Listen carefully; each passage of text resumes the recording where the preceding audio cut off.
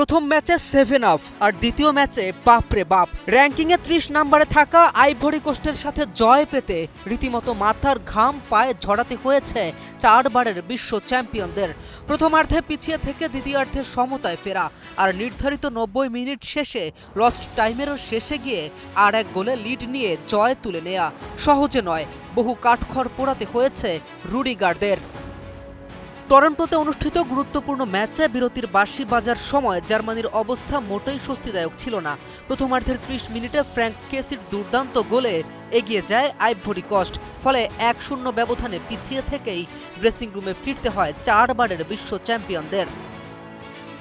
গোলটি আসে বক্সের ভেতরে তৈরি হওয়া এক জটিল পরিস্থিতি থেকে। প্রতিরক্ষার ব্যর্থতায় ফিরতি বল পেয়ে সুযোগ লুফে নেন কেসি, শক্ত শটে জাল কাঁপিয়ে উল্লাসে মাতান আইভরি কোস্ট শিবিরে। অবশ্য জার্মানি সমতায় ফেরার খুব কাছাকাছি পৌঁছে গিয়েছিল। কাই হারবাটস বল জালে পাঠিয়ে উদযাপন শুরু করেছিলেন, কিন্তু ভিডিও পর্যালোচনার পরে দেখা যায় আক্রমণ গড়ে ওঠার আগেই আইভরি কোস্টের ডিফেন্ডার ইমানুয়েল আকবাদুর ওপর ফাউল হয়েছে, ফলে গোল বাতিল করেন রেফারি।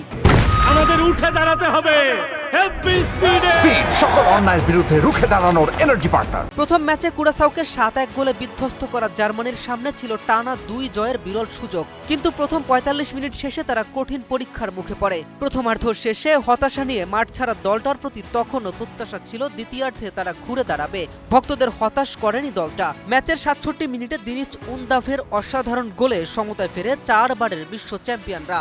মুহূর্তেই পুরো স্টেডিয়াম ফেটে পড়ে উল্লাসে।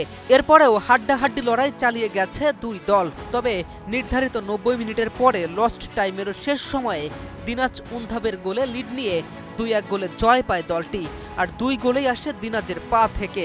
ফলে 2-1 গোলে জয় নিয়ে মাঠ ছাড়ে 4 বারের বিশ্ব চ্যাম্পিয়নরা। কেএম রাফিন, নিউজ 24।